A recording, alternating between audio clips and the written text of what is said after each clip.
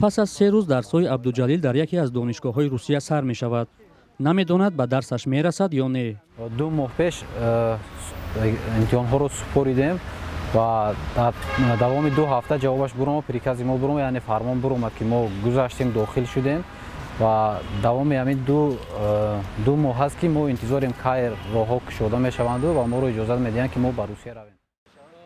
در پی خروج بیماری کووید 19 پروازهای معمولی بین تاجیکستان و دیگر کشورها قطع گردید. حالا در پیشروی سال نو تحصیل بسته بودن راه‌ها بیشتر دانشجویان دانشگاه‌های خارجه را غرق اندیشه کرده است.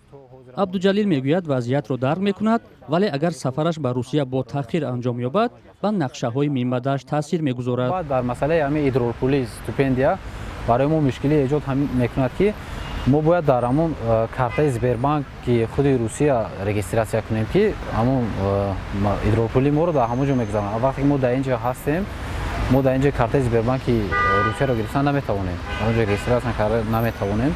برای همین این هم یک مشکلی جدی است. عبدالجلیل یگانه جوان نیست که میخواهد داند که این سال در چه شرایطی برنامه‌های تعلیمی را از خود میکند. یکم سنتور سر میشه لیکن ولی نشد پلات یگان چیلی نیست.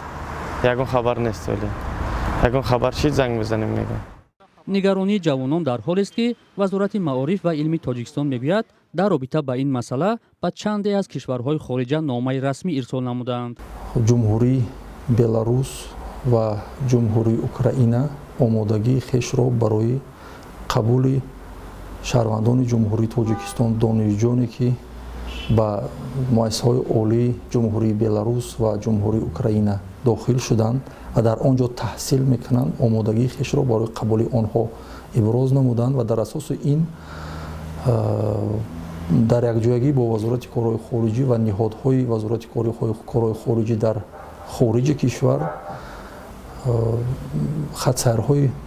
خطسرهای تشکیل کرده می شوند که این خطسرها می توانند دانشجویان ما را به مؤسسه‌های عالی برای تحصیل به مؤسسه‌های عالی جمهوری بلاروس و اوکراین سفربر نمایند. هرچند وزارت معارف راهاندازی تحصیل فاصله‌ای یا آنلاینی را نیز یکی از راه‌های شرکت در درس‌ها می‌داند، ولی بعضی دانشجویان گفتند با سرعت پست اینترنت و نرخ گران آن چنین امکان را ندارند. طبق اطلاع وزارت معارف تاجیکستان در مجموع شماره دانشجویان تاجیک در دانشگاه‌های خارج کشور حدود 34000 را تشکیل می‌دهد. اکثر دانشجویان تاجیک تحصیل در فدراسیای روسیه و جمهوری چین را برتری می‌دهند.